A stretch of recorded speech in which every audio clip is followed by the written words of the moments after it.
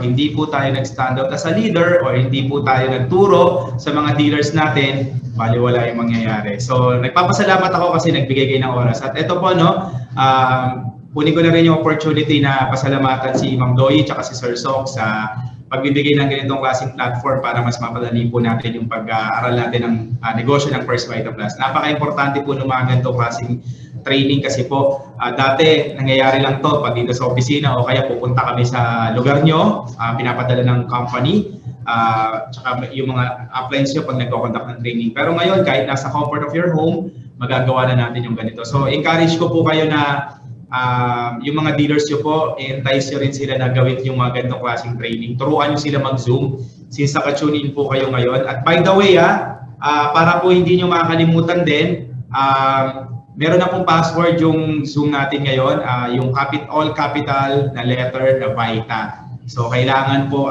matandaan natin yon kasi dati nakakapasok lang ng walang password. Ngayon meron na yung Vita, V-I-T-A, capital letter. Okay, so ano lang natin to, spread out lang natin sa mga dealers natin para next time maka-attend sila. Okay, so magpapakilala na ako. Pangalan ko po Jeff Gutierrez, official speaker po ako ng First Vitaplus. Sa mga first time po ako mapapakinggan, ako po yung pinakagwapong speaker ng First Vitaplus. Okay, wala po silang magagawa kasi ako po yung nandito ngayon. Okay, nabiro lang po. Okay, marami pong pogi pero ako pa rin yung pinaka-pogi. Okay, ayan, joke lang po. Okay, so official speaker po ako ng First Vitaplus. I've been doing this business mga 13 years na po, mga mag-11 years na po ako nagpapaliwanag para sa minamahal kong kumpanya na First Vitaplus.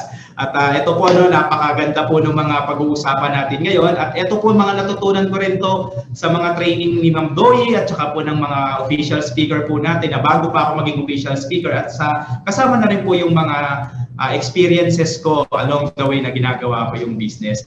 At nandito po ako para ma-share sa inyo at masolusyonan natin yung problema nyo kung bakit minsan yung mga dealers natin nawawala, minsan hindi sila nagtutuloy, or kaya minsan ikaw nahihirapan ka rin gawin yung business. May mga dahilan yan. At ito po, may mga ibibigay ako sa inyo mga magagandang guidelines na pwede nyo pong sundan at pwede nyo pong i-practice along the way na ginagawa mo yung business ng First Vitaplus. Okay, game na. Yan, so ito po, yan, ito yung pag-uusapan natin ngayon. Yan, becoming a leader. Okay, so ready na ba? Okay na ba tayo? Okay, yan, so napaka-importante po nito kasi sa panahon po ngayon, syempre ngayon medyo limitado po yung panahon natin na makaharap yung mga downlines natin o mga dealers natin. So ito po, meron ako ibibigay sa inyo mga inputs para po mas maging strong yung relationship nyo ng mga dealers mo at yung mga darating yung mga dealers. Kanina po, kagagaling ko lang sa training kay Ma'am Doy, napakaganda rin po. May relevance po yung training na to doon sa training ni Ma'am Doy sa amin, may exclusive training siya kanina sa mga leaders ng First Vitaplus. At some of them i-part ko sa inyo, napakaswerte po natin kasi yung mismong presidente ng kumpanya natin is talagang gumagawa ng mga research para po mas maging madali po yung paghataw natin sa First Vitaplus. Okay, so ito po, yan. Kung mapapansin nyo po sa panahon ngayon, napakahirap na po ng sitwasyon natin. Tama? Parang marami po akong naririnig na kwento na last year mahirap ang buhay nila, last year mahirap ang buhay nila. Parang yung 2019 papalubog, tas pagdating ng 2020 parang mas napapalubog. Pero naniniwala po kami, dito sa First Vitaplus, hindi ganyan ang pwedeng mangyari sa'yo. Iba ang mangyayari sa'yo pag hinataw mo ang First Vitaplus. So, ang kailangan lang natin gawin, maging matibay at seryosohin yung negosyong pinasok mo. Alam nyo po, napakaganda po ng potential mo sa First Vitaplus. Ikaw po na nakikinig ngayon, I'm sure dealer ka na. Napakaswerte nyo po kasi po marami pong gustong sumali, hindi sila makasali kasi kulang sa budget. Marami pong mga gustong subukan yung negosyo natin kaya hindi lang sila makasali kasi kinukonsider nila yung mga bayaran nila o kaya yung sa family nila or kaya yung iba pinipigilan ng mga mahal sa buhay. Pero ikaw kasali ka na. Ang maganda po nito, naniniwala ako na binigay sa iyo ng Panginoon yung opportunity na maging dealer ng First Vitaplus. At hindi lang po yun na dahil pwede kang kumita at probably baka meron kang mission na pwede ka ring matulungan. So kailangan natin mag-stand out, kailangan natin gawin yung mission natin. Alam niyo po, huwag kayong mapapagod sa paggawa ng negosyo kasi pag ang iniisip mo lang is kumita, mahihirapan ka talaga dito. So kailangan magkaroon ka ng sense of leadership at maisip mo na pwede kang makatulong sa mga dealers at sa mga darating pang mga dealers sa grupo mo. Okay, so hindi lang po ito tungkol sa iyo, kundi tungkol din po ito sa grupo na hawakan mo. Alam nyo ba na every time na nagkakaroon kayo ng downlines is binigay sa iyo ng Panginoon yung opportunity na makasama mo yan sa negosyo? So sana nare-realize mo yan habang sinasabi ko to. Kaya yung mga napapasali nyo po, hindi nyo lang po yan napasali ng dahil sa 500 pesos, hindi nyo lang yan napasali ng dahil sa 1.5. Napasali nyo po yan kasi ginusto ng Panginoon natin. Nainiwala ako dyan. Kaya alam nyo po, importante na binavalue natin yung mga dealers natin. Pero hindi ko sinasabi na magiging perfecto ang network mo. Kahit ako, hindi rin perfecto ang network ko. Along the way, may mga magiging challenges. Along the way, may magkakaroon ng mga misunderstanding. Pero ito po, yung training na to, tutulungan tayo para po maiwasan natin yung mga ganyang klaseng sitwasyon sa network natin. Okay. So kailangan natin ngayong kumilos kasi kung di tayo kikilos ngayon, malulubog talaga tayo. Kasi ngayon, papahirap ang buhay. Pero alam niyo po, ni-reverse engineer ito ni Ma'am Doi at ni Sir Sok. Ang maganda po nito, yung produkto natin, kailangan ng mga tao, kailangan po ng lahat. So kahit ibang lahi po, na-appreciate ang product natin. In fact, yung product center natin sa Dubai ngayon, lumalakas po ngayon, talagang grabe ang mga ang demand ng product ngayon. Sa Amerika, ganun din po. May dealer ako, kausap ko kagabi, nagpasok siya ng 6. Grabe yung pay niya kasi nga, kailangan ng tao. So ang kailangan lang pala dito is kung paano natin ipapakita. At ang maganda nito, yung produkto natin, kailangan ng tao. Kailangan ng mga tao ngayon yung tungkol sa health natin. Okay? So ito po. Gaano ka ba kaseryoso sa First Vita Plus business mo? Yun yung isang malaking tanong dito eh. Siguro, alam nyo, no, ako, tinanong ko yung sarili ko nung nag-start ako sa First Vita Plus. So nga, no, gaano ba ako kaseryoso rito? Siguro hindi nyo itatanong ko sa'yo. Kasi maraming level yung sinasabi nating seryoso eh. Posibleng yung seryoso ka lang pagka alam mo may papasok sa network mo. Che-check ka kasi. O kaya seryoso ka lang kasi libre ka ngayong araw na to. E paano next week pag hindi na? So alam mo, no, merong level ng pagka-seriousness eh. No? So parang ang tingin ko dito, depende kasi kung ano yung gusto mong makuha. Kung naniniwala ka makukuha mo to through First Vita Plus, hindi mo to titigilan. Okay? So parang ano yun eh, parang nakakita ka ng isang opportunity na alam mo pwedeng mabago yung buhay mo, bakit mo titigilan? Okay, so meron ding pinanggagalingan yan, siguro ihimayin ko na din. Posibleng pag nahihirapan ka, napapalitan yung mga pangarap mo nung sige, tsaka na lang. O kaya kasi posibleng kumakain ka pa 3 beses isang araw o kasi posibleng dependent ka sa asawa mo o kaya meron ka pang pinagkakakitaang iba. Kaya minsan hindi mo nakikitang ganun kabigat o ganun ka-urgency na gawin mo yung negosyo ng First Vita Plus. Pero kung mapapansin po natin, di ba may mga nakikita po tayong mga top earners, yung mga kumikita sa company natin, yung mga talagang top producers ng company natin. Like magbabanggit ako ng mga pangalan, si Manny Casapa, o belated happy birthday Maring Manny. Okay, yan, isa sa mga masasabi nating talagang icon, masasabi nating isa sa mga role model na nagkaresulta dito, si JR Culina, si Apply Nancy Bondo, si Eric Triles, sino pa ba? Si Ma'am Shirley Vergara, nandyan din sila Dr. Custodio, sila Jojo Corandang, sila Ariel Silicius, sila Ma'am Joy Joy De Leon. Marami pa po, so marami pa akong di nababanggit na mga top error, sila Randy Bida, sila James Lintao, sila Lance Kahile, mga bagong breed po yan ng mga nagkakaresulta rito, sila Don Barreto, marami pa po, napakarami pa po, Desiree Go. So kung mapapansin natin yung mga buhay nila, at marami pa, no? So may higit po 35,000 na multi-millionaire ang na-create ng First Vita Plus. So kung mababanggit, makikita po natin to, yung mga buhay nila. Isang bagay lang po yung isang na-realize ko rito, seryoso silang makuha yung target nila sa First Vita Plus.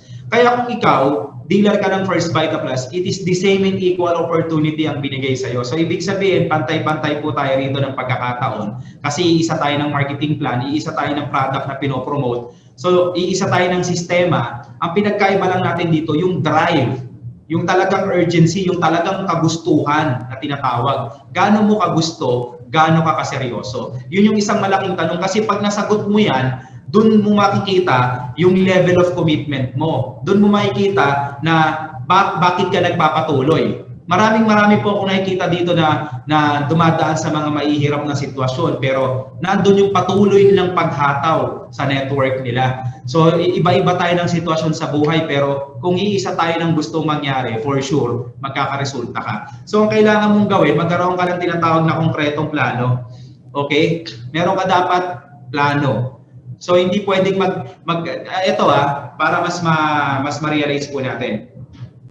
Magpapatayo ka ng bahay, pero wala kang blueprint, wala kang plano. Okay? So kung wala kang plano, ano mangyayari? Minsan magkakamali yung nagtatayo, yung dinidiktahan mo, yung foreman, yung nagtatayo ng bahay. Ay, mali yan, basagin uli, ilipat sa ganito. Wala kasing maayos na plano. So parang dito din sa ginagawa natin sa First Vita Plus, dapat meron kang maayos na plano. Otherwise, magkakamali ka. Okay? So dapat magsimula yung pagpaplano. Una, ano yung gusto mong mangyari sa network mo?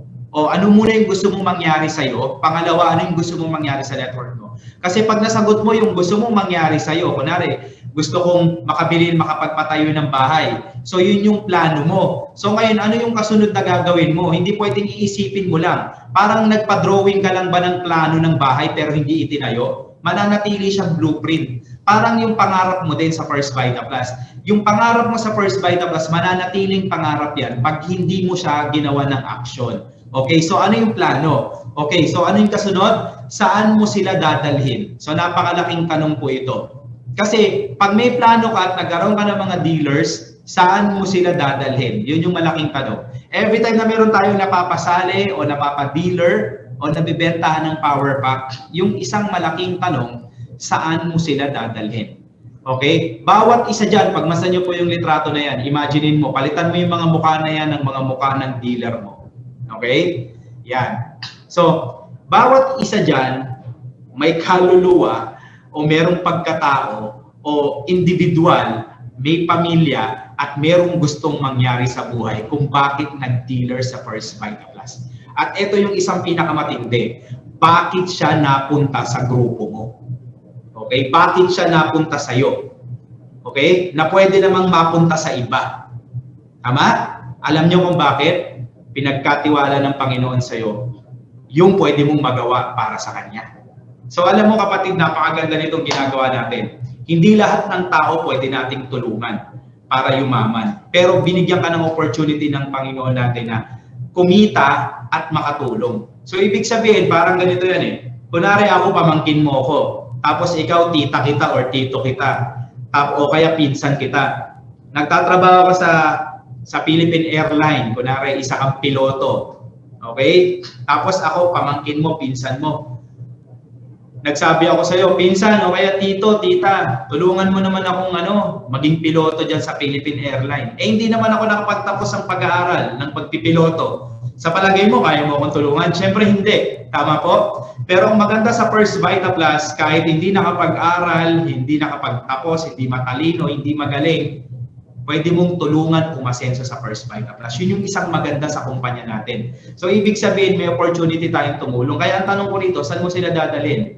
So ang suggestion ko rito kapatid, magkakaroon tayo ng pag-uusap o pakipagtalastasan sa mga dealers natin. Bawat isa sa kanila may mga pangarap. So kailangan malaman mo kung ano yung gusto nila sa First Vita Plus. Bakit nila ginagawa ang negosyo natin? Bakit sila nag-dealer dito? Importante na maging malinaw sa'yo kung ano yung mga gusto ng mga dealers mo. Kasi posibleng yung gusto mo, hindi nila gusto. Ibig sabihin, gusto mo bahay para sa kanila. Kailangan tanungin mo sila kung ano yung gusto nila. Kasi yung pala, ang gusto lang muna nito, kotse. So kailangan alam mo yon para mapapattern natin yung hataw o yung trabaho doon sa gusto niyang makuha. Okay? So, gaano kahalaga ang leadership mo? So, yun yung isang malaking tanong. Gaano kahalaga to? Alam mo, meron pong isang halimbawa dito na kung halimbawa ang isang grupo ng leon, ang nagli-lead is aso, okay? At lumaban sila, ang leader nila aso, tapos yung mga nililid niya is mga leon. Yung mga leon na yan pwedeng mamatay parang aso. Pero eto, ang catch, kung ang leader is leon, tapos ang mga nililid niya o yung mga tauhan niya is puro aso, Dahil matindi yung leader leon, lahat yun, mga aso na yun, lalaban parang leon. So ibig sabihin, ang tanong dito, gaano kahalaga ang leadership mo? Ikaw na dealer, ikaw na upline, ikaw na may napasali, ikaw na nagpasali, leader ka. Okay, kailangan mo maging leader. Okay, so posibleng ngayon nakikinig ka sa akin, parang tinatanong mo yung sarili mo, kaya ko bang maging leader? Okay? Ang sagot ko sa iyo, kaya mong maging leader. Okay, lahat tayo may pamilya na halos. Okay, may mga anak, yung iba rito may apo na. In somehow, in some way, ikaw yung nagli-lead para sa pamilya mo. Or kung wala ka pang pamilya, magpapamilya ka later on. So ibig sabihin, ikaw yung nagli-lead. Once upon a time, nag-lead ka na. Nagli-lead ka na. Okay, so wag kang matakot mag-lead para sa negosyo natin. Kasi ito, no, napag-aaralan po yung pagiging leader. At mapapag-aaralan mo to sa pamamagitan ng pakikinig, sa pagtitraining. Mapag-aaralan mo to sa mga experiences na dadaanan mo. So wag kang matakot na dumaan sa mga challenges sa buhay natin. Wag kang matakot na mag-fail, wag kang matakot na sumubok. Okay? So, importante yung leadership mo kasi yung leadership mo, yan yung magdadala sa grupo mo. Yan yung magbibigay ng direksyon para magka-resulta kayo pare-parehas. Ngayon, eto na. Kung tatamad-tamad ka, kung re-relax ka, kung pinababayaan mo yung mga dealers mo, yung after mo silang mapasali, nawawala ka na, huwag kang mag-expect na yung mga leader mo magiging leader. Siguro mananatiling napasali lang sila tapos walang nangyari. Kaya alam niyo po, no, meron po akong disclaimer dito. Ako po, hindi naman perfecto din ang network ko. May mga dealers po ako na kahit na anong gawin kong lead sa kanila, parang wala din, hindi rin sila masyadong nagre-respond. So meron kasi siyang tinatawag na level of commitment. Mamaya dadaanan natin yan. Kasi baka mamaya nagtataka ka, bakit minsan gusto ko naman silang tulungan pero bakit parang baliwala lang sa kanila. Yan, dadaanan natin yan mamaya. So pero itanim mo muna sa isip mo ngayon, sa pinag-uusapan natin, gaano kahalaga ang leadership mo. Okay. Sa'yo nakasalalay ang pag-unlad ng network mo. Okay, ilang porsyento? Siguro mga 80%. 80% to 85% nakasalalay yan sa'yo, yung pag-unlad ng network mo. Bakit merong 15% na naiwan? Yan yung sinasabi ko kanina, na minsan kahit na anong leadership mo, may mga dealers ka na hindi sila nagpa-participate, o kaya hindi sila nag-active, o kaya hindi pa nila nakikita yung value, o kaya talagang user lang. So, I think that is 15%. Kasi majority naman sa atin na kung bakit sumali, particularly ikaw, dahil gusto mong umasenso. Tama po ba ako doon? Yun. So, ibig sabihin, malaki yung porsyento na kaya sumali ikaw o sumali mga downlines mo, gusto nilang kumita. Okay, so yun yung kailangan nating gawin. Okay.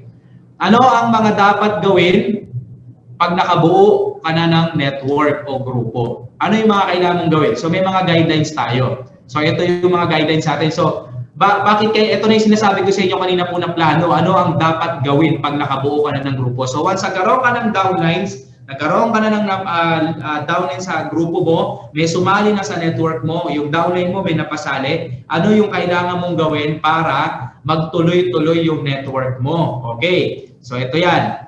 Kausapin ng masinsinan ang bagong dealer. Yan.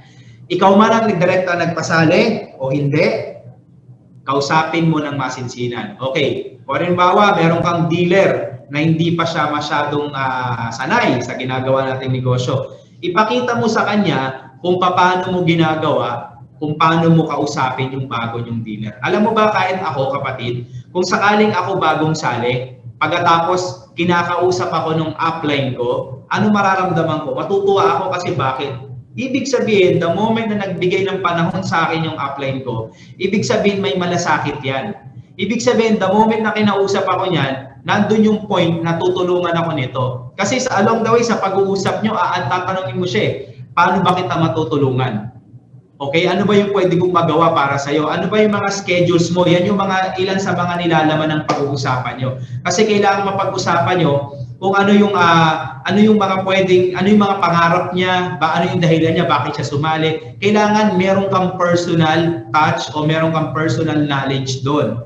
Okay? So, importante po nakakausapin natin yung mga bagong dealer natin. So, kung hindi man ikaw nagpasali, ibig sabihin yung indirect referral mo ang nagpasali po, yung downline mo. Ipakita mo sa kanya na kinakausap mo para siya, masasanay din siya na next time siya naman yung kakausap doon sa mga bagong dealers ng dealers niya. Okay, so ang leadership is not, hindi lang naman ito dahil sa magaling ka mag-lead, kundi dahil sa dapat marunong ka rin magturo. So importante po na nagtuturo tayo. Minsan marami pong paraan ng pagtuturo, pwede po maging verbal, ibig sabihin ng verbal yung nagpapaliwanag ka, o kaya yung isa is non-verbal, yung tinatawag na non-verbal is you put things into action. Ibig sabihin ng you put things into action, pinapakita mo sa kanya as a role model kung paano mo ginagawa. Okay, marami pong pinanggagalingan yan. Like for example, meron akong dealer na gusto daw niya matuto mag-talk.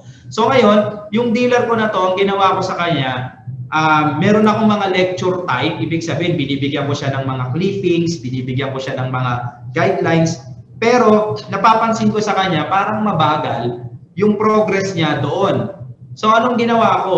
Sinama ko siya ng sinama sa mga talks ko. So yun pala, meron palang isang diskarte na pag lagi nating naririnig yung mga yung isang bagay o kaya yung pinapaliwanag o yung ginagawa, makokopya na natin to. Parang kanta yan yung kapitbahay namin, araw-araw meron siyang pinatutugtog na kanta na nung una, hindi ko naman maintindihan, kaya lang dahil tuwing umaga yon, parang national anthem yun, paulit-ulit yun, magsisimula siya magpatugtog ng alas 7 ng umaga, natatapos siya magpatugtog ng alas 9 ng umaga. So parang habang nagluluto yata siya o naglilinis, tuwing umaga laging yun yung pinatutugtog niya. Gusto ko na nga akong ipabarangay, kaya lang hindi naman nakakabulahaw. Okay, kaya lang siguro doon siya natutuwa. Lagi ko naririnig, nakakanta ko na. So ibig sabihin, pag lagi mo siyang maririnig, mariregister sa isip mo. So actually, na-realize ko yan, that is a form of leadership. So pag ikaw lagi mong pinakikita sa mga dealers mo yung ginagawa mo o kaya nagtotok ka, lagi mo siyang sinasama. So matututunan niya, magugulat ka kahit hindi mo sabihin sa kanya na pag-aralan mo yung pinasinasabi ko. Magugulat ka na lang, matututo na mag-talk yan. Okay, so ibig sabihin, meron tinatawag na verbal and non-verbal leadership. So pwede mo siyang gawin, i-practice parehas. So for the meantime dito, kausapin mo yung mga dealers mo ng masinsinan para malaman mo kung ano yung gusto niya talaga. Okay, at ang kasunod po nito, ito na. Yan, alamin mabuti ang level of commitment. Okay, bakit natin aalamin yung level of commitment? Ito kung mapapansin niyo, meron akong ginawa rito parang chart ba to? Hindi chart ang tawag dito, parang rate. Okay, i-rate mo ng 1 to 10. Okay, 1 is being the lowest, 10 is being the highest. Ano ibig sabihin ito? Kunwari, tinanong mo yung dealer mo, partner, congratulations, dealer ka na ng First Vita Plus. So, kung i-workout mo ba yung First Vita Plus, ganito muna, pwedeng maging ganito yung tanong mo. Ano yung pangarap mo na kung bakit ka sumali sa Vita Plus? Okay. Posibleng sasabihin niya, hindi, gusto lang namin yung product, user kami. Okay, ayan. So, minsan may mga ganun, playing safe sila. Pero majority, pwede mo silang tanongin na, if ever na kumita ka sa First Vita Plus, yan. So, ano yung gusto mong mabili? Yan, sasabihin niya, gusto ko makabili ng kotse. Okay. So, tanongin mo, anong kulay, anong brand? Okay, para mas exciting sa part niya. Marami, sinabi niya, ganitong brand, ganitong kulay. Oh, by the way, September 30 bukas, tomorrow na pala yung last day ng entry natin para sa September 1 to September 30 na raffle draw natin para sa brand new Toyota Wigo na idodraw po ito this coming October 8. So habol po tayo ng entry. Kung hindi ka man pala rin na mabunot ang pangalan mo within this September, huwag ka mag-alala, yung entry mo na yon, eligible pa rin siya para sa January 8, 2021. Okay, yan. So naisingit ko lang po. Okay, so hataw tayo para mas marami pa tayo. Kasi next month naman may paparapol pa ulit ang kumpanya na brand new na Honda Brio or Honda Brio. Hindi ko alam po anong tamang pronunciation doon. Basta magpaparapol siya ng isa pang kotse. I don't know kung Toyota Wigo na pangunahan ko si Ma'am Doy at si Sir Song. Pero nung last month kasi yung Honda yung pinarapol. Kaya inisip ko baka upgrade siya. Okay, anyway, tanungin mo siya, yung dealer mo, kung ano yung gusto niya mabili. Kunwari gusto niya makabili ng sasakyan na ganito, ganitong brand, ganitong model. Okay, tapos tanungin mo siya, rate 1 to 10, 10 is being the highest na gusto mo siya makuha, 1 is being the lowest. Gaano mo ka gustong makuha yung pangarap mo? Kunwari, sinagot niya mga 8. O yan, so tandaan mo yun, 8. Okay, nung sinabi niyang 8, okay. So syempre, kung gusto mo itong makuha, Okay, gaano yung time na pwede mong maibigay sa First Vita Plus? 1 is being the lowest, 10 is being the highest. Sinagot ka niya, 5. Okay, so 5 daw. Tanungin mo siya, bakit 5? Kunwari, sinabi niya kasi, tuwing ganitong araw lang ako libre.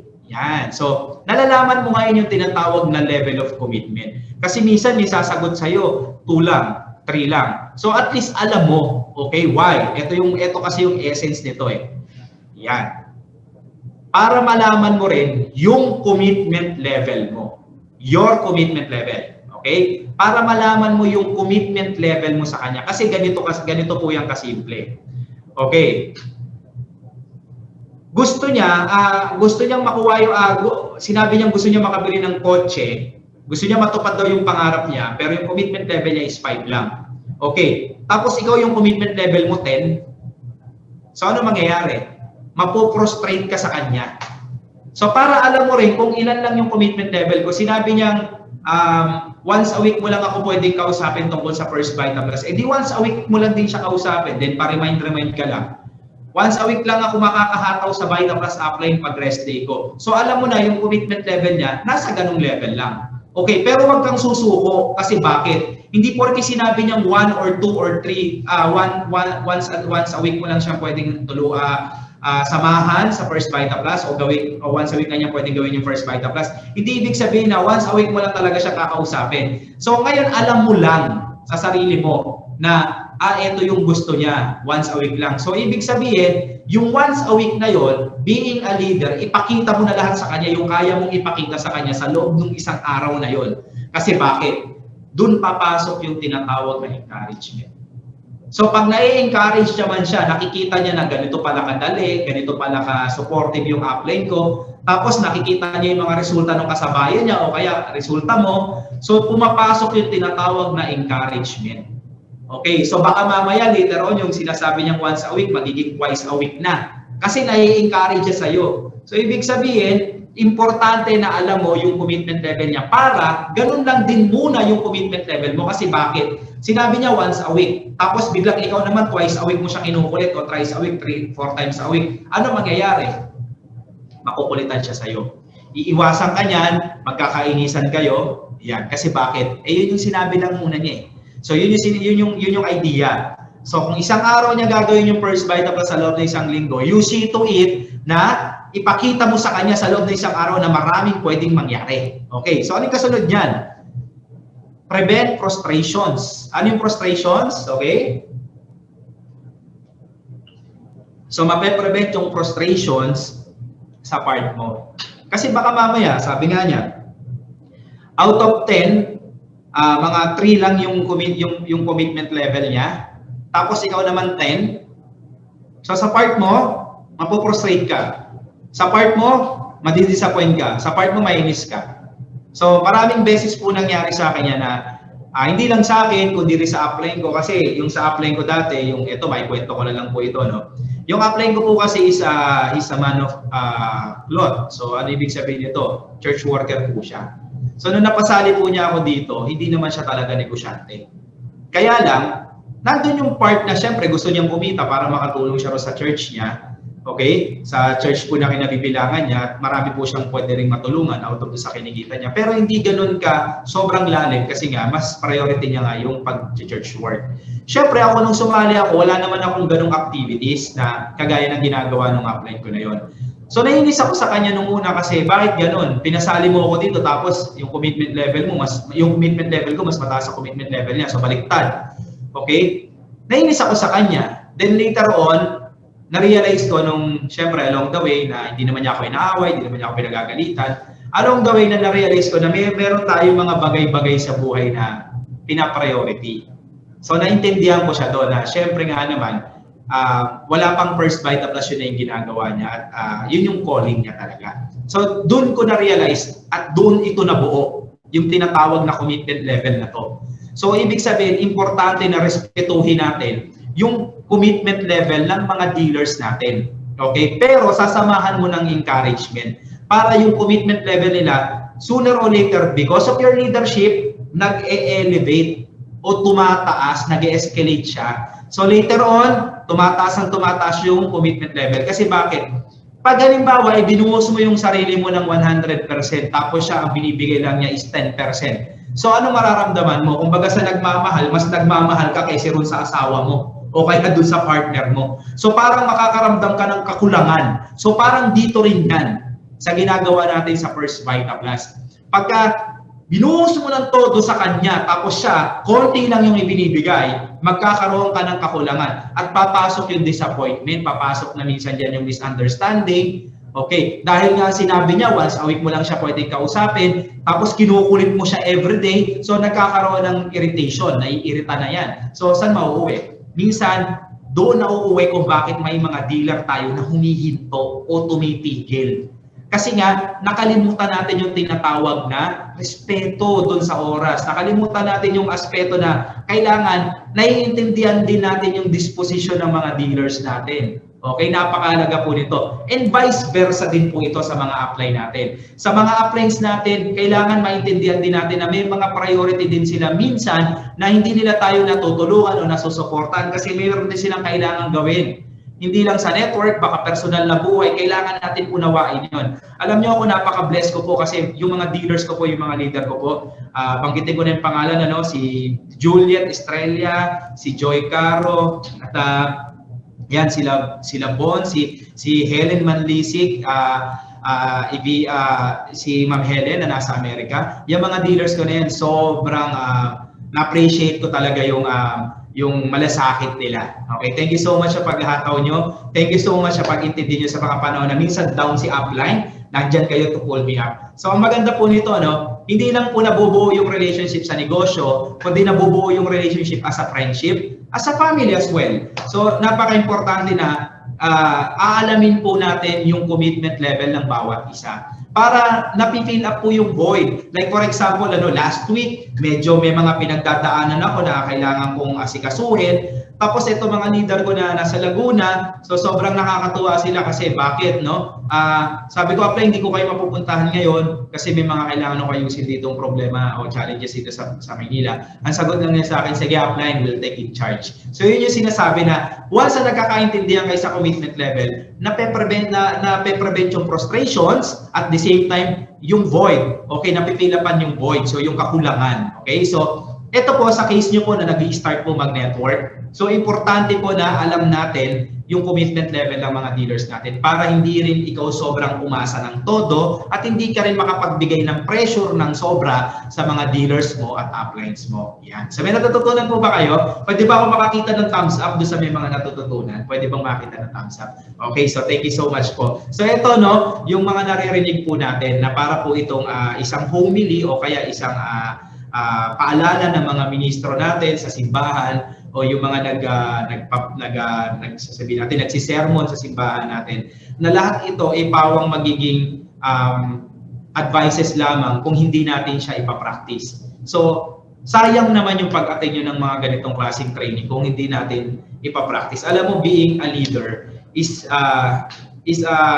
sabihin natin, is an opportunity para mapatunayan natin yung sarili natin at makapag-guide tayo ng mga tao. So ikaw, nabibigyan ka ng opportunity ngayon. So wag mong sayangin yung opportunity na yan. So you communicate with your dealer. So kung hindi ka dati ganon, simulan mong maging ganon, yung makipag-communicate ka sa kanila. Alamin mo yung commitment level nila, alamin mo yung mga pinagdadaanan ng mga dealers mo kasi doon mo sila maintindihan at doon mo maipapattern kung paano mo sila matutulungan. Okay? Yan. So medyo napahaba tayo doon. Okay. Set your identity. So being a leader, you have to set your identity. So how to set your identity? Okay, so paano nga ba? Ikaw as a dealer, as a person, as an upline, so paano mo isi-set yung sarili mo sa mga dealers mo? Ito yung tinatawag ko na paano ka nila makikilala. Okay, so syempre, maraming mga uplines. Okay, like for example, yung isang upline ko, yung identity niya para sa akin sa pagkakapakilala niya ng sarili niya sa akin, hindi siya nalilate. Okay? Lagi siyang on time. Pag sinabi niyang alas 3, mga 2:55 or 2:50 o 2:30 nandun na siya sa venue. Yun yung isang upline ko. Okay? Yung isang upline ko naman, yung isang identity niya sa akin, talagang pag humarap siya sa akin, sobra kong, alam mo yung sobrang hinahangaan ko yung paraan ng pananamit niya. Yun yung sinasabing identity. Okay? So may mga standard. Meron ako isang mentor o crossline na pag sinabi niyang hindi talaga. Kahit anong pakiusap, hindi talaga. So medyo strict yung dating niya. Okay? So may mga ganun eh. So that is how you set your identity. So pag-usapan natin. Sorry.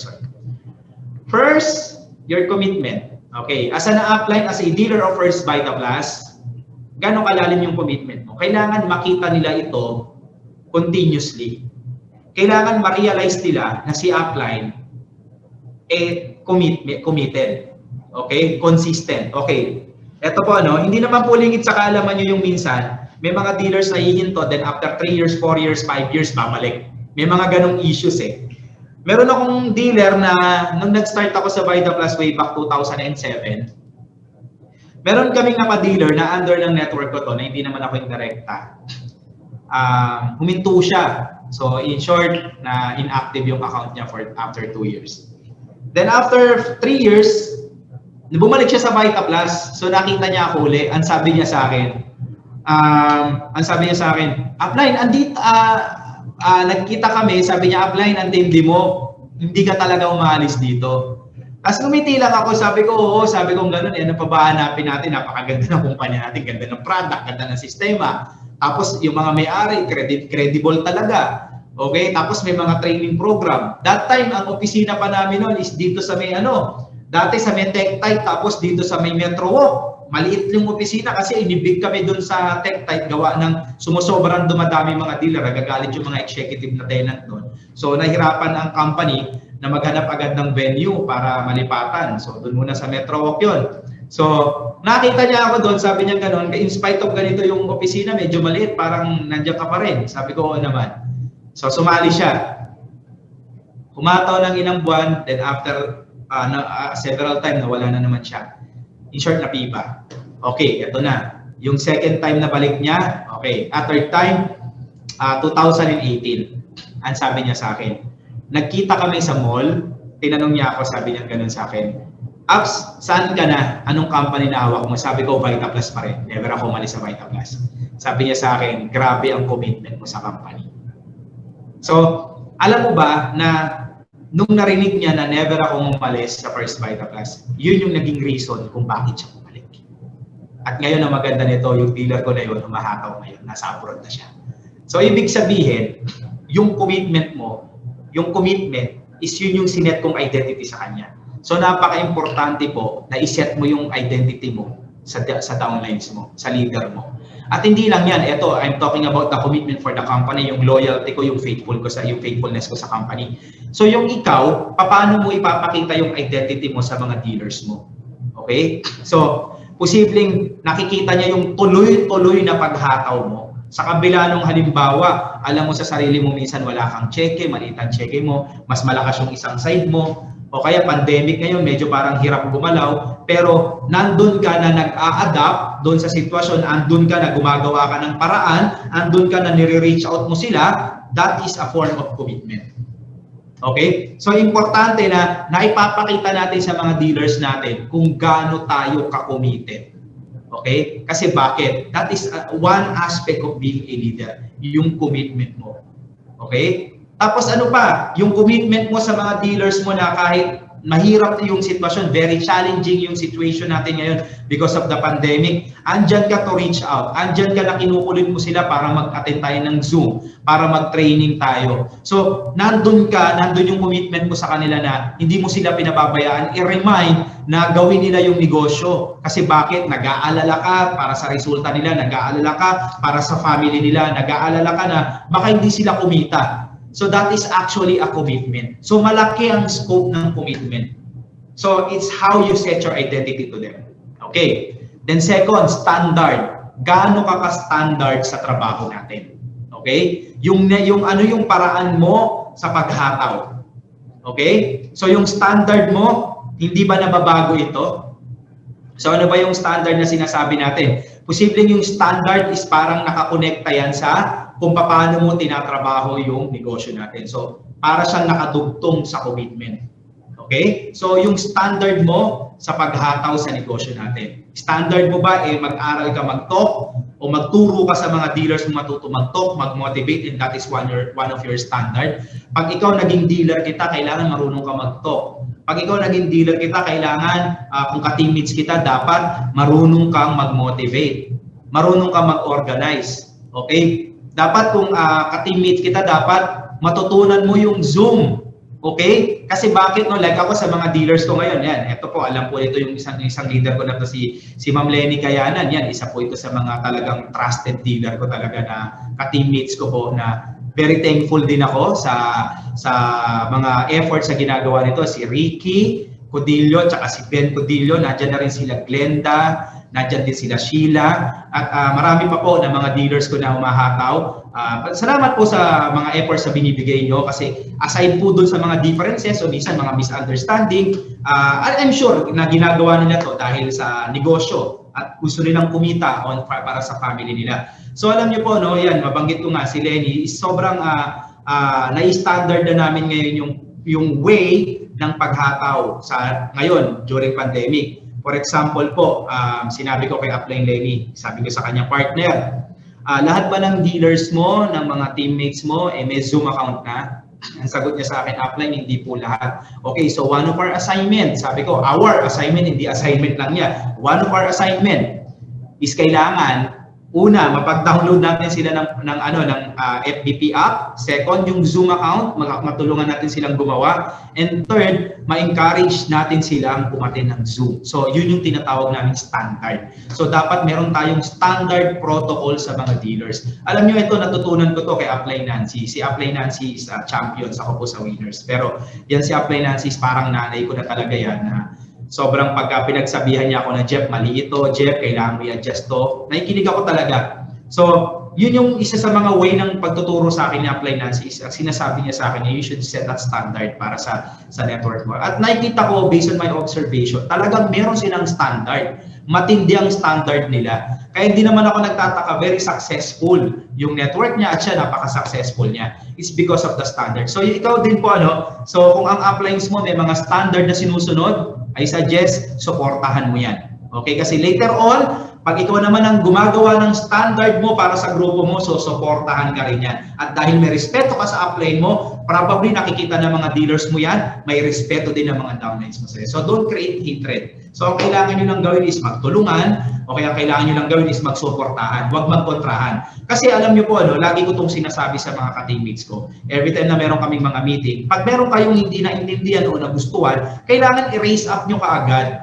Kasi bakit? Kailangan doon pa lang tapusin na natin. Doon pa lang i-resolve na natin. Kasi bakit? Hindi yung pagtalikod, tsaka nyo sasabihin kay ganito, tsaka ka magko-complain kay ganito. So ano mangyayari? Siyempre, hindi kayo magkakaintindihan. So doon na nag-start yung tinatawag na misunderstanding. Kaya yun po yung sinasabi ko na one of my standard is you communicate. Let's communicate. Even if kung sa palagay mo masasaktan ako doon sa sabihin mo sa akin kasi ang best interest ng pinag-uusapan natin dito is maging successful tayo pare-parehas. Ngayon kung hindi ka makikipag-coordinate tsaka cooperate, ano mangyayari? Magkakaroon ng gap, magkakaroon ng hindi pagkakaintindihan.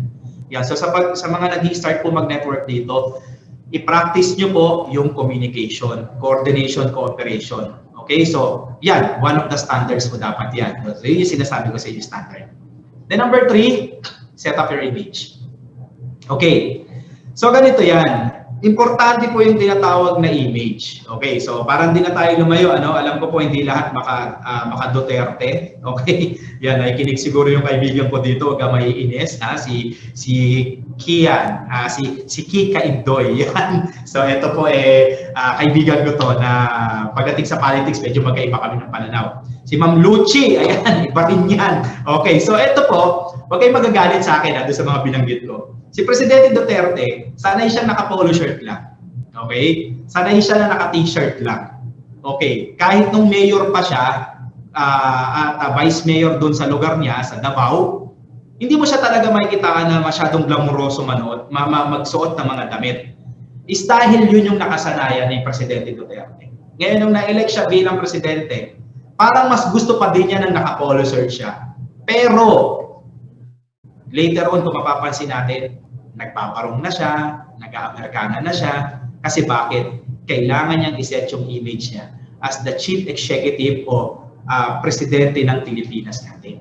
So ibig sabihin, hindi po pwede na mayaman ka na sa First Vita Plus o chumecheki ka na, kumikita ka na, pagkatapos hindi mo babaguhin yung image mo. So napaka-importante po na yung image natin. Kasi alam mo, ang image natin, meron siyang tinatawag na first impression impact. Okay, so minsan ganito po, wag ko masasaktan ha. Alam ko po hindi lahat nabiyayaan ng kagandahan o kagwapuhan. Tama? Hindi naman po naging pantay-pantay doon pagdating sa ganung aspeto. So, kung hindi ka na kagwapuhan, hindi ka na kagandahan, tas hindi ka pa nag-ayos, ano pa yung magiging identity mo o yung magiging image mo sa mga taong nakakaharap mo?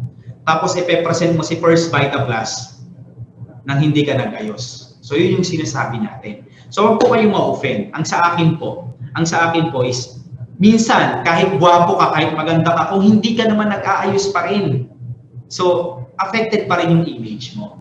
So, napakahalaga po niyan. Kaya ito po, no, sino ba yung best example ng role model natin pagdating sa image? Huwag na tayong lumayo. Yung presidente ng kumpanya natin, si Ma'am Rodora, taktakan tupanan si Ma'am Doyi. Nakita nyo naman, hindi dahil sa mayaman siya, kung kaya nag-aayos siya, kung hindi dahil kailangan niyang i-present yung sarili niya kasi siya yung nag-lead sa atin. Okay, ito sana wag magalit si Ma'am dito sa ikukwento ko. Okay, ibubuking ko lang ng bahagya. Okay, si Ma'am, nung dati ang negosyo, ngayon negosyo pa rin naman nila yun.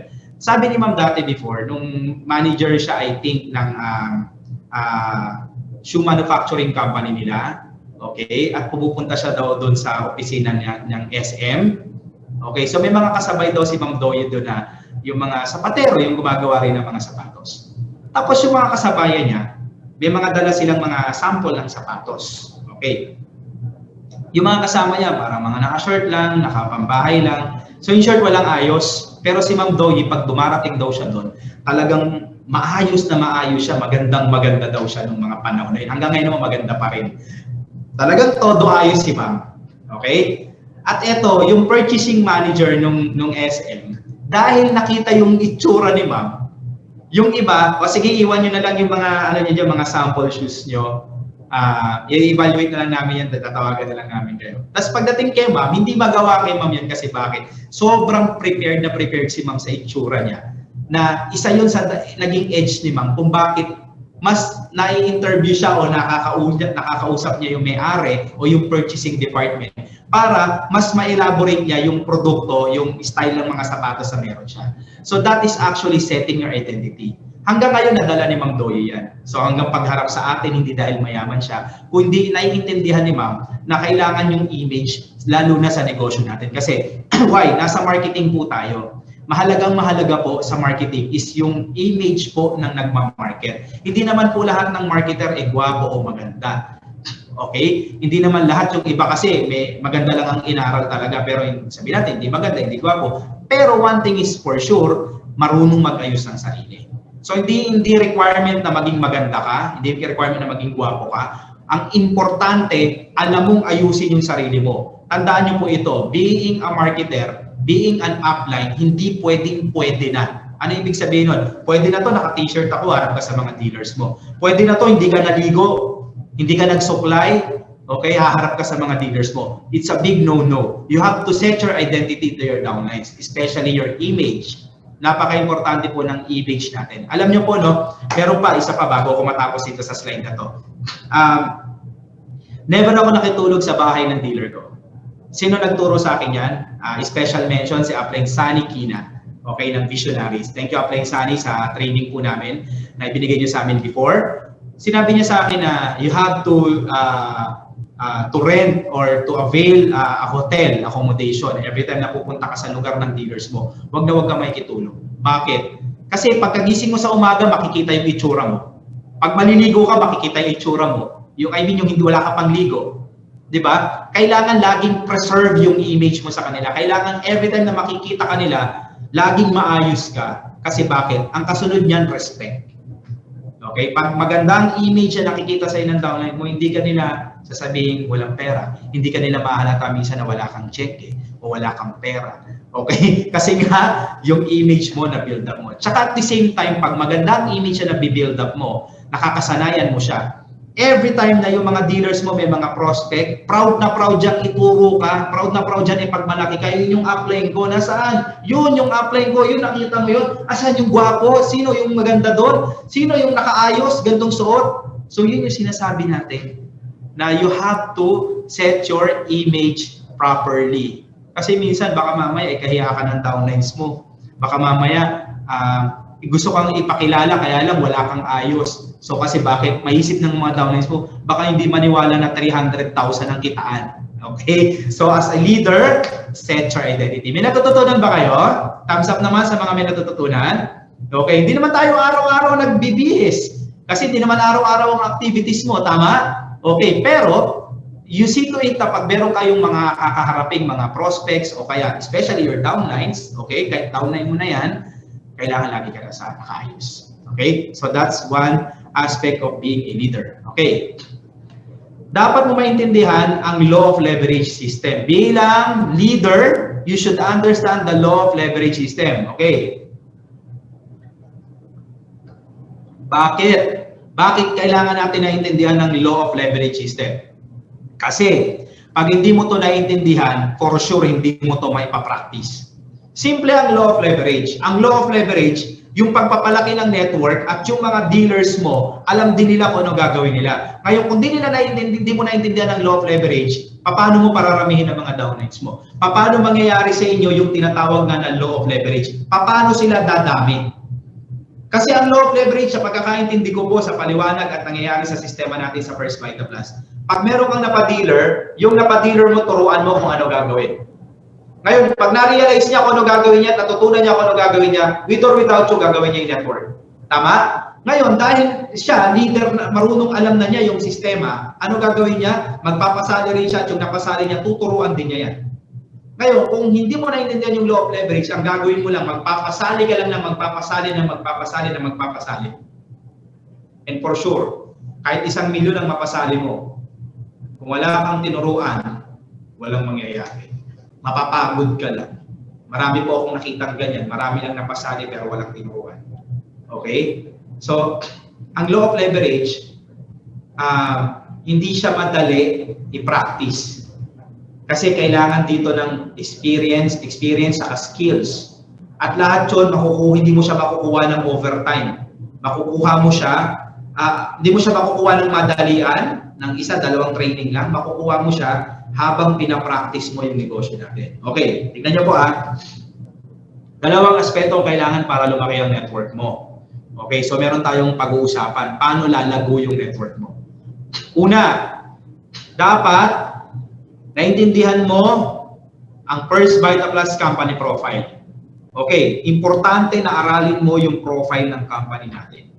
Yung company profile natin is an open book. Ano ibig sabihin nito? Pwede mo siyang tignan anytime sa website. Pwede mong tanungin yung customer service natin. Pwede mong tanungin yung upline mo. Pwede mong basahin yung mission, vision ng company natin. Pwede mong makita yung track record ng company natin. It's an open book. So kailangan mong basahin yan, kailangan mong maintindihan yan. Okay, take note na intindihan o maintindihan. Kasi bakit? Habang ginagawa natin yung negosyo, ganito, marami po tayong makakasalumuha o makakahalubilo o makakausap na mga member ng ibang networking company na talaga namang pinanganak na sigurong may mga asukal sa dila. Ano ibig sabihin nun? Napakagagaling po talaga magsalita o matatamis magsalita. Na sa galing nila magtamis, sa tamis nila magsalita, sa galing nila magsalita, baka mapaniwala ka kung wala kang kaalam-alam sa company profile natin. Sino ang may-ari ng First Vita Plus? Dapat kilala mo. Dapat hindi lang basta sa pangalan, kundi alam mo kung gaano katindi ang track record nila. Okay? So, ibig sabihin, ako isang example para ma-realize nyo. Si Sir Sok tsaka si Ma'am Doye, kahit walang First Vita Plus, dati ng mayaman. Lihitimong mayaman. So, nung tanongin ko si Sir Sok, nasa Vietnam kami. Sabi ko, Sir, gano'n, bakit naisip nyo ang First Vita Plus itayo? Bakit ganitong klaseng negosyo? Naisip nila, Sir Sok, pwede kaming tumulong sa tao, pero limitado. Ibig sabihin, halimbawa, nagtayo siya ng isang kumpanya na, kunwari lang sample natin, Toyota.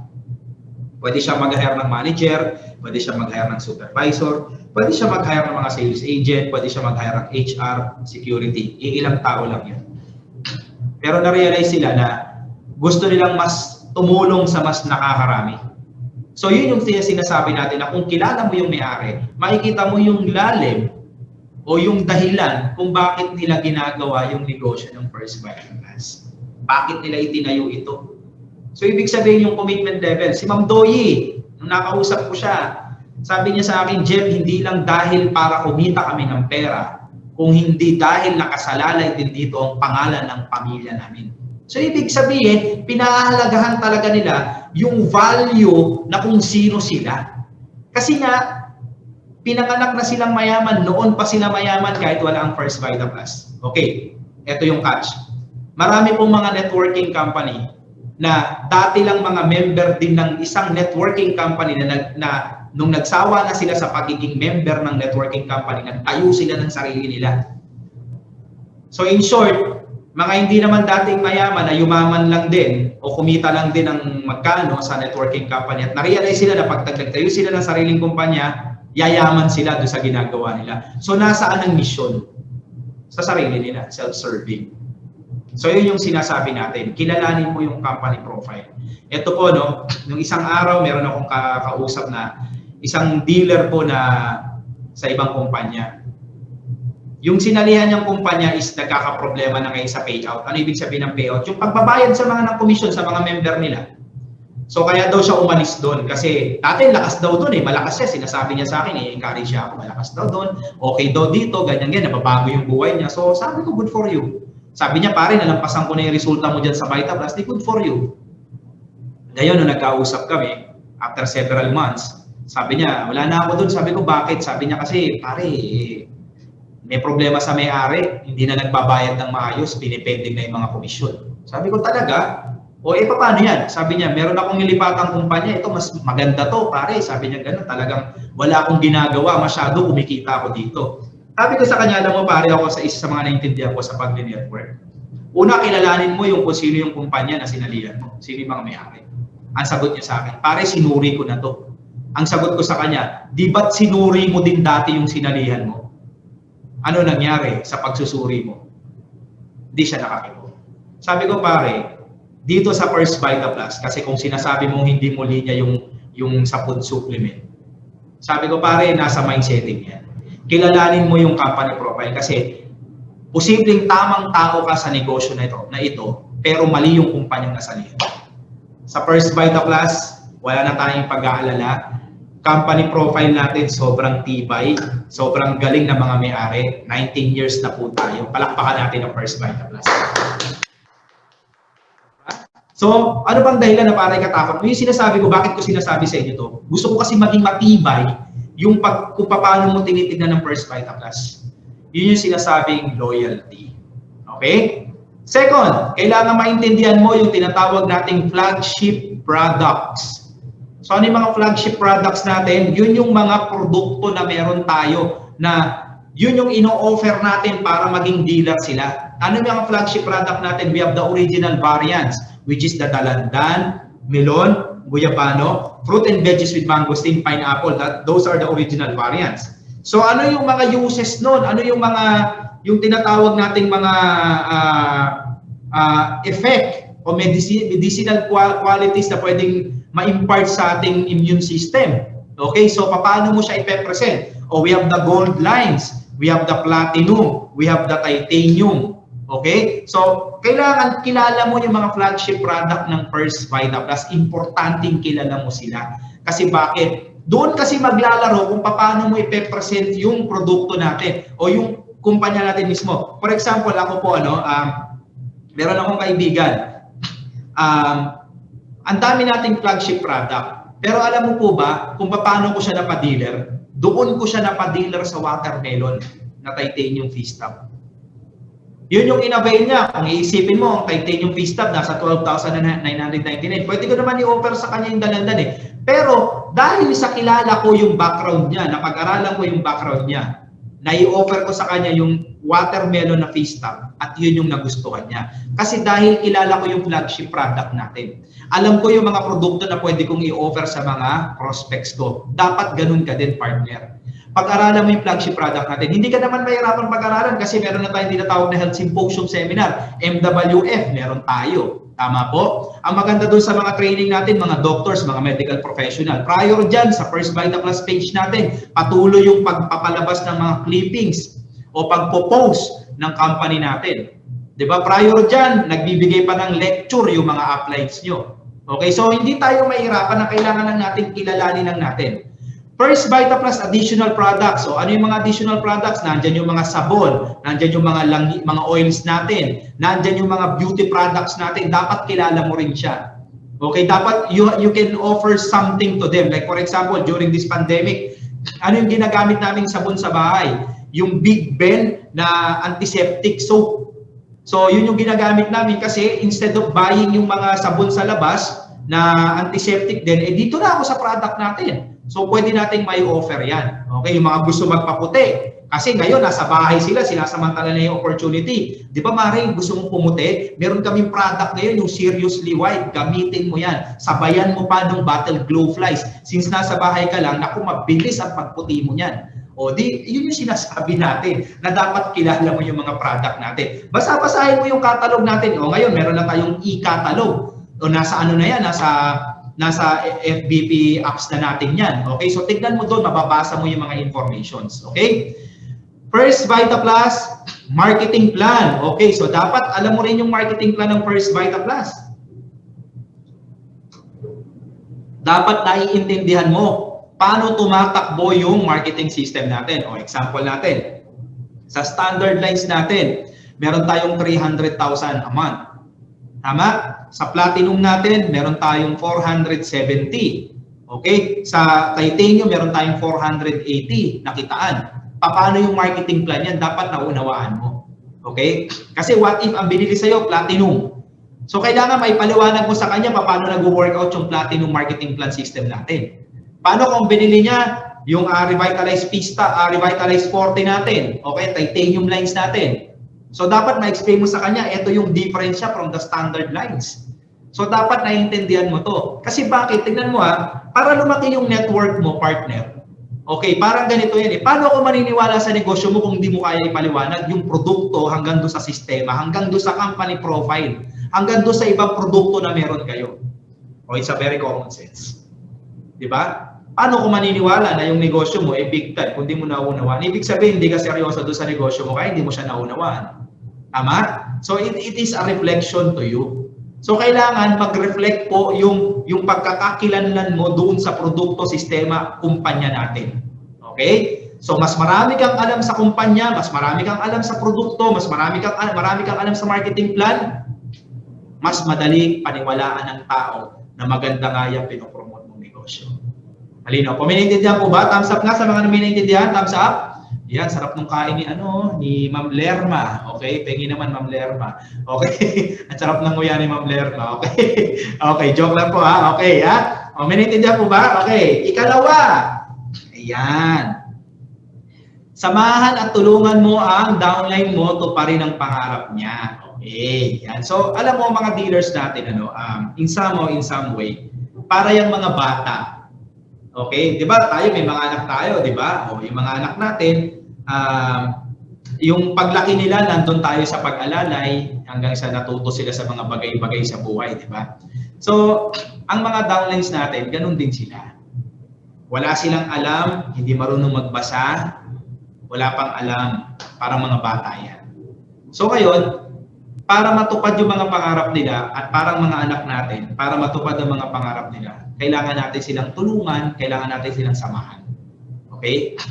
So alam mo, partner, alam niyo po, yung privilege na bigyan tayo ng opportunity na mag-guide ng mga individual o mga tao na pag natupad yung pangarap nila, kapatid, kasama ka doon sa sakripisyo na habang natutupad yung pangarap nila. Alam mo, yun yung tinatawag nating kakaibang samahan eh. Okay, ito isang classic example. Kunwari, sa isang restaurant nag-iisa ka. Mag-isa ka sa isang table. Tapos doon sa kabilang table, nakakita ka ng 4 na nagkukwentuhan na magkakaibigan. Tapos makikita mo ang saya-saya nila, nagtatawanan sila, nagkukwentuhan sila. Kasi nakaka-relate sila sa isa't isa sa nangyayari sa buhay nila. Nagigets nyo? Nakakita tayo ng gano'n, di ba? Okay. Pwede bang bigla kang umupo doon at makipagkilala sa kanila at makipagkwentuhan na ng basta-basta? Pwedeng mangyari, pero hindi ka makaka-relate sa pinag-uusapan nila. Kasi wala ka doon sa mga panahon na magkakasama sila. Parang ganito rin sa negosyo natin.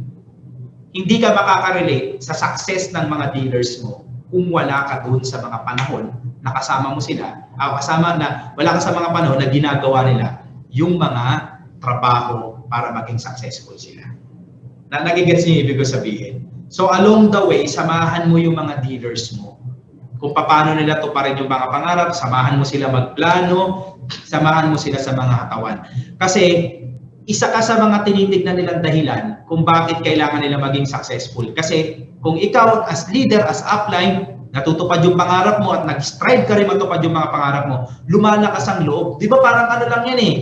Parang sa away, pag may kasama ka, mas matapang ka. Kasi bakit? Dalawa kayo eh. Kung mas marami kayo, di mas matapang kayo lahat, parang sa negosyo natin. Mas tumatapang ka, mas lumalakas ang loob ng mga teammates mo pag nakikita nila yung nagli-lead sa kanila, matapang din. Okay? So, yun yung mga bagay-bagay na hindi natin pwedeng katamaran, hindi natin pwedeng pabayaan. Otherwise, huwag ka magpasali. Otherwise, huwag ka magpa-dealer. Otherwise, huwag kang mangako na tutulungan kitang yumaman sa Vita Plus. Kung ikaw mismo hindi mo pinapractice. So, you have to stand out. Okay? Ayan. Yan, malapit na tayo matapos. Okay. 10 paraan para maging effective na leader. Okay, mabilis na lang to. Number 1 is we have to connect. Okay? Hindi natin mamomotivate ang mga dealer natin pag hindi tayo kumonekta sa kanila. Paano tayo kukonekta sa mga dealers natin? Okay, ngayon, kung may nangyayaring ganito ngayon sa sitwasyon sa grupo mo, hindi ka nakakonekta sa kanila, simulan mo ng kumonekta. Pwede kang kumonekta, pwede mo silang kamustahin. Okay? Kailangan nilang maramdaman yung malasakit. Okay? Kamusta partner? Anong balita sa pamilya mo? Kamusta kayo dyan? May nagkasakit ba sa inyo? Partner, ano ba yung pwede natin mapag-usapan? Okay? Sa network, sa buhay-buhay, baka meron kang gustong i-share. Kailangan may malasakit ka.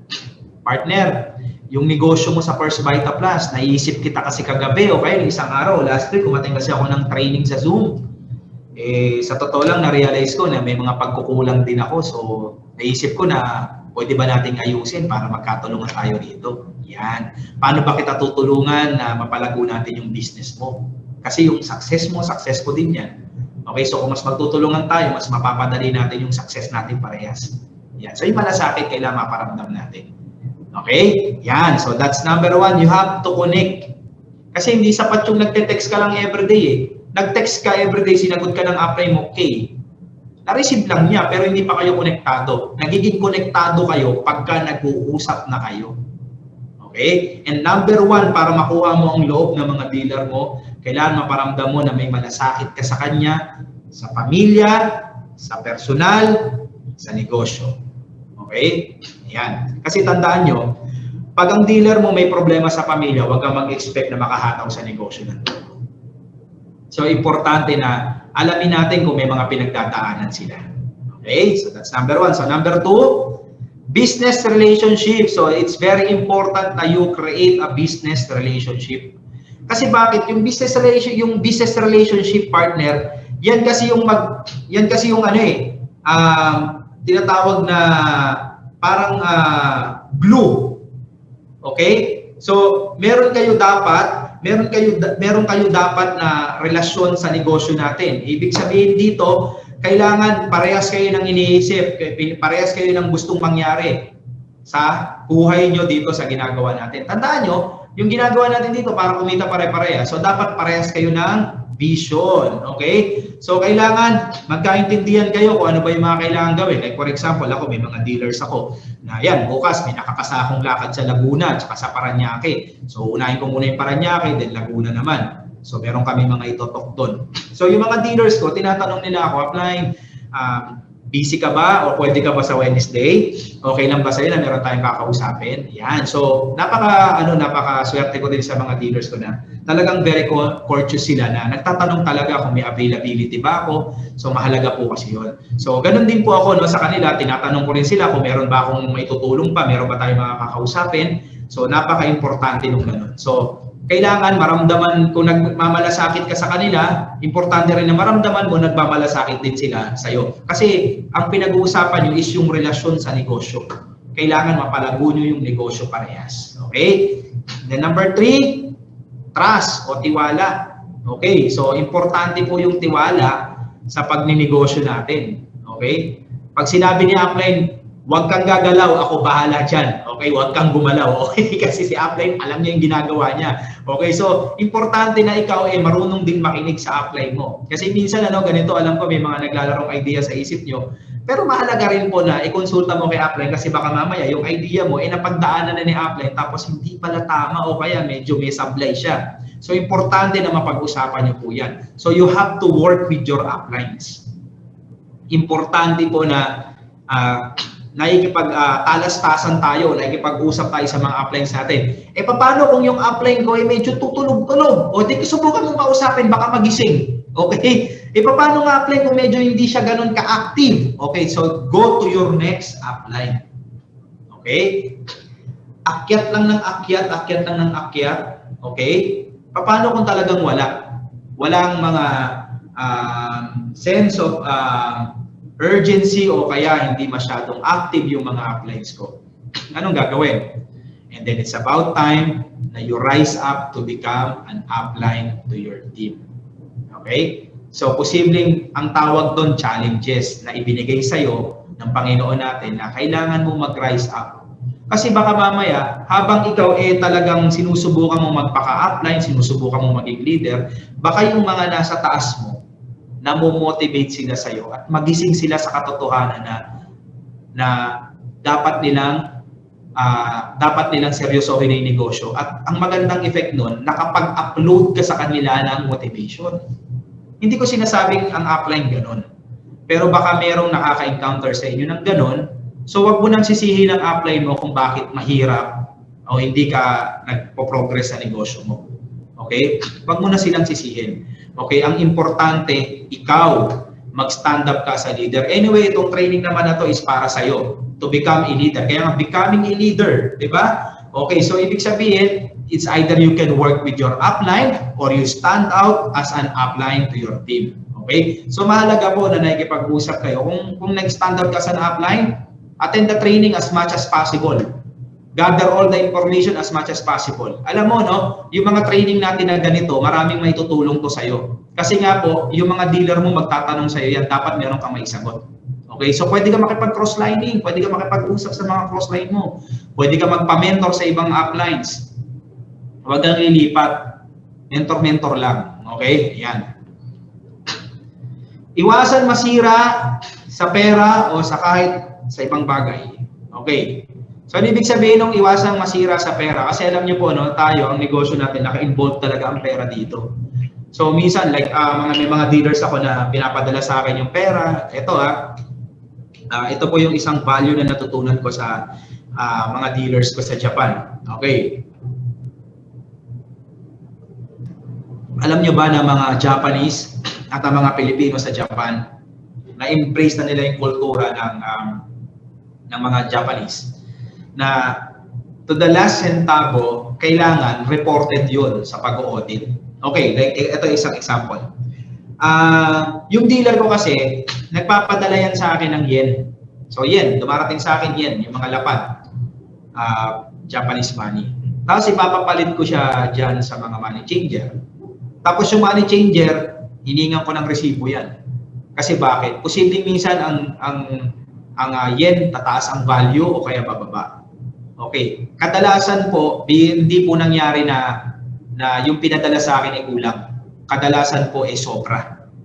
Pero isang bagay po na na-realize ko na tinuro sa akin ng isang leader ko na ganito kasi yung kultura sa Japan. So sana maintindihan mo to. So nare-report ko last to the last centavo. At yun yung isang magandang bagay na hindi ako nasira sa pera kahit minsan. At ako ay may suggest na wag kang sisira sa pera. Kasi piso man ang mawala, o 100 piso man ang mawala, o 1,000 man ang mawala sa pera, iisa lang po yun, nababawasan ang tiwala ng tao sa iyo pagdating sa pera. Di baling mapuputulan ka na ng kuryente, huwag mong papakailaman yung pera, ipambayad sa kuryente. Okay? Dahil yung pera na yun, hindi yun para sa kuryente mo. Para yun sa pambayad ng product o pampiin. Okay? So, isang bagay din po yan na dapat ma-instill natin na value sa atin kasi mahirap masira sa pera. At dahil pag tayo ay nasira sa pera, mahirap na po ma-regain yun, yung tiwala. At ano yung sinasabi kong sa ibang bagay? Okay, ibang bagay meaning, kunwari, personal na bagay. Meron ka isang dealer, nag-open up sa'yo, na ganito yung buhay niya, ganito yung nangyayari sa buhay niya, may mga personal na problema. Hindi yan in-open up sa'yo para i-chismis mo, i-kwento mo. Kaya niya kinuwento sa'yo yan kasi may tiwala yan sa'yo. As simple as that, as plain as that. So kaya niya yan kinukwento sa'yo kasi may tiwala siya sa'yo. So wag kang masira sa ibang bagay. Pag merong kwentong dumating sa'yo, hayaan mo nang mamatay yung issue na yun sa'yo. Okay? It's a sign of respect to your dealers or to your uplines. At hindi lahat nabibigyan ng privilege na mapagkatiwalaan. At ang maganda nun, kung ikaw napagkatiwalaan ka sa ganung bagay, be thankful to that. Okay? So it's one way of being a leader and having a good relationship with your downlines or your uplines as well. Number 4. Okay, we have the shared vision. Okay pa ba kayo? Yan. Shared vision. So, being a leader, you should have a shared vision. Kunwari, ang dealer mo, gusto mo matutumag to, kailangan gusto rin niya matutumag to. Ang dealer mo, gusto niya makabili ng kotse, kailangan yung gusto mo sa kanya makabili rin ng kotse.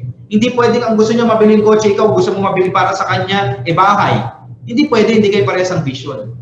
Kunwari, ang isang dealer mo, mahilig mag-online, kailangan ikaw, supportahan mo siya sa pag-online niya.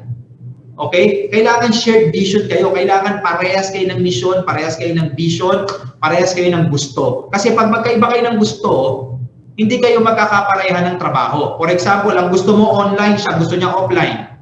O, hindi magkaiba na agad kayo. So, meron ng pinagkaiba. Ano yung offline? Yun yung hindi nag-online. Ibig sabihin, mas sanay sa kausap sa labas. Kailangan, parehas kayo ng gusto. You have a shared vision. At itong shared vision, having a shared vision to your dealers, pinag-uusapan po yan. Pinag-aaralan po yan. So, ibig sabihin, hindi yan basta-basta. Yan, wait lang ha. Yan. So, para makita ko naman yung iba. Okay. Nakakatuwa. Si Ma'am Lerma, ano na naman yung ginagawa mo, Ma'am Lerma? Okay. Hello po. Okay. Maybe parang hinahalo si Ma'am. Okay. Ayan ano. So, ito po. So, ibig sabihin, having a shared vision is napakalaga po nito sa mga dealers nyo. Okay? Napaka-importante po nito. Okay. So, kailangan parehas kayo ng gustong mangyari sa network. Okay. What's next? Yan. Okay. Your success is my success. Okay. So, ito po, no? So, tama to kasi nga, kung ano yung magiging success niya, trophy mo yun. Pero sa part niya, kita yun. Sa'yo naman, trophy mo yun as a leader. Diba itong dealer ko po, alam nyo, marami po nakakatuwa ko, dami ko pong naririnig na ganyan. Like for example, si Upline Manny Kasapaw, nung narinig ko yung training niya. O nandito sa nasa grupo ko, yung top 1 tsaka top 2. O diba? Yung pag-claim nung gano'n, imagine mo, diba? Your success is my success. Kasi alam mo kapatid, pag naging successful ang dealer mo, successful ka rin for sure. So it's because of your leadership. Okay? Ayan. So what's next? Number 5, influence. Ayan, napaka-importante po ng influence. Okay? O yung tinatawag na impluwensya sa mga dealer natin. So kailangan ay impluwensyahan natin sila. Okay? Kasi kung ano yung pinapakita natin, yun yung ginagaya nila. So we have to lead by example. Okay? So kung nakikita nila na tatamad-tamad ka, parang relax ka, hindi rin sila magpupursige. Kasi ikaw dapat ikaw dapat yung sinusundan nila, ikaw dapat yung nakikita nila Okay? Kaya ni upline, kaya din natin. Kasi pag hindi mo kinaya, ibig sabihin hindi rin nila kakayanin yun. Tama? So kung gusto mong maging successful yung network mo, kayanin mo siya. Huwag ka mag-alala kasi lahat ng naging successful dito, tignan mo, buo naman ang kamay, buo naman ang paa. Diba? May ulo pa rin, o gumagalaw naman. O, ibig sabihin, walang nabawas sa amin. Yung mga successful na nakikita mo mga dealer sa First Vita Plus, walang nabawas. Hindi mo rin pwedeng sabihin mga nauna kami. Kasi nung ako sumali sa First Vita Plus, marami nang successful eh. Doon nga ako na-encourage kasi may naging successful eh. So, ibig sabihin, it's a matter kung paano mo tinitignan yung bagay na pwedeng mangyari sa'yo sa First Vita Plus. So, kung nakaya ni upline, kaya mo din. Okay, kung sakaling ikaw, bago ka, sige. Tignan mo yung mga naging successful sa company natin. Di ba nakaya nila? O wag mong tignan dito yung sabihin na natin, sige, given up the benefit of the doubt na sila upline JR Colina, medyo matagal na. O titignan mo yung mga bago. Tignan mo yung mga kasabay mo, posibleng may mga kasabay ka na dyan na nagiging earner na. Tignan mo sila, bakit nila nagawa. Pareho lang ng marketing plan, pareho lang ng product, pareho lang ng sistema, nagkakaiba lang yan sa motivation at drive. Kasi posibleng motivated ka pero wala ka namang drive, hindi mo naman tinatrabaho, so wala pa rin mangyayari. So nasa sayo ang susi. Ano laging sinasabi ni Ma'am sa amin? Nag-double yung kita ng mga dealer ngayon. So kung maliit ang kita mo ngayon, may problema sa'yo. Ibig sabihin, nag-relax ka. Okay? Ibig sabihin, nag-chill ka. Kasi ECQ, kapatid, ang kumpanya para sa atin, ang gusto mangyari ng kumpanya para sa atin, hindi lang kumita ng barya para sa panahon ngayon. Ngayon, pangarap, parang nababawasan yung tsansa nilang matupad yung pangarap nila dahil nga sa sitwasyon na meron ngayon. Dati, may sumusweldo ng ganito, ngayon kalahati na lang nung sinusweldo nila. Dati, may opportunity na maging ganito, ngayon wala nang opportunity kasi bakit?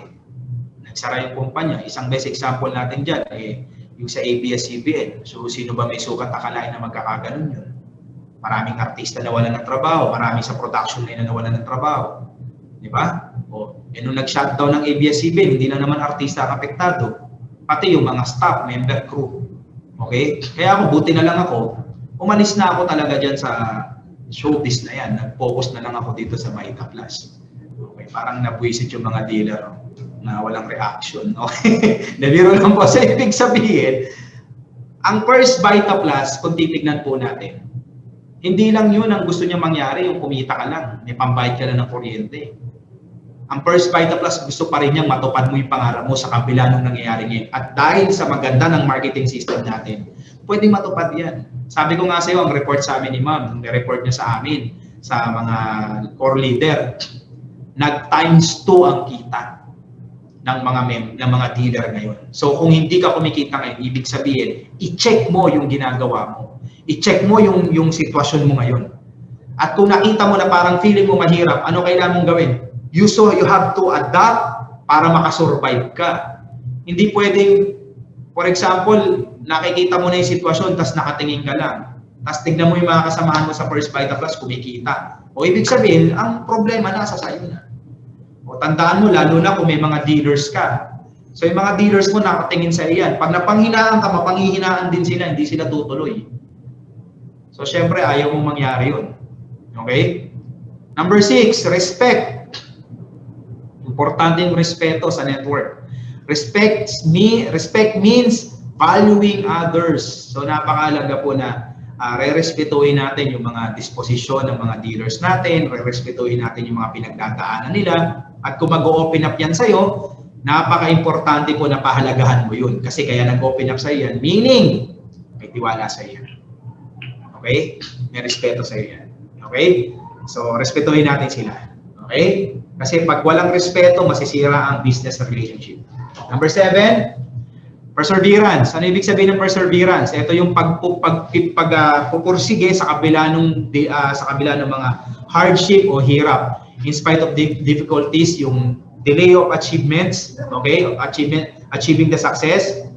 Ang perseverance ay yung pagpupumilit. Okay? Yung pagpupursige na matupad pa rin yung pangarap kahit nahihirapan na sa sitwasyon. Dapat meron kang perseverance. Kailangan tuloy lang, partner. Kapit lang. Okay? Huwag kang bibitaw kasi matibay yung kinakapitan natin. Okay? Maganda yung sistema natin, maganda yung produkto natin. Eh, nakakatakot mo. Eh, yung kumpanya nga nung kaibigan ko na sinalihan niya, yung kumpanya nila, yung mga load. O ano nangyari doon sa load nila ngayon? Wala na. Sabi ko nga lang sa kanya, pare, ayaw lang kitang kontrahin niya kasi nirespeto kita dahil yung pagkakaibigan natin, nirespeto ko yan. Sa isang banda, ayaw ko siyang awayin. Kasi bakit, di ba? Pag inaway ko siya, di mas lalong hindi magdi-dealer. Tama? Okay. So, ibig sabihin, matibay yung kumpanya natin. Sabi ko nga sa kanya, yung mga malalaking communication company nga rito sa Pilipinas, nagkakaproblema, kayo pa na rumaride lang. O, di ba? So, kalokohan. Sabi ko nga sa kanya, mahirap yung ginagawa mo. Okay, so, syempre, along the way din, kailangan ma-encourage mo siya na tignan o subukan. By being humble, o by being a friend pa din at yung respeto, napaka-importante nun. Okay? Kapit lang kapatid kasi nasa magandang kumpanya ka.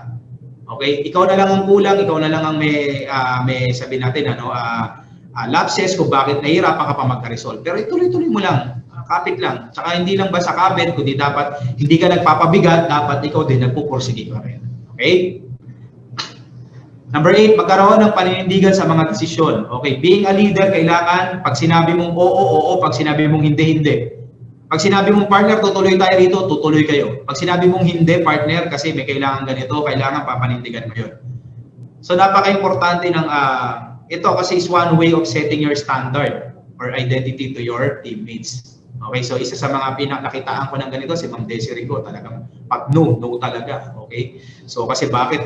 Talagang sinasabi natin na pinag-iisipan yung mga nagiging desisyon. Ma'am Shirley Vergara, ganyan din. Pag sinabi niyang hindi talaga. So, mga bagay-bagay na dapat dinidesisyonan kasi bakit? Kasi yung desisyon niyo po, yan din yung minsan nagpapahamak o nagpapaganda ng mga nangyayari sa buhay natin. So, kailangan dapat pag-isipang mabuti yung mga nagiging desisyon.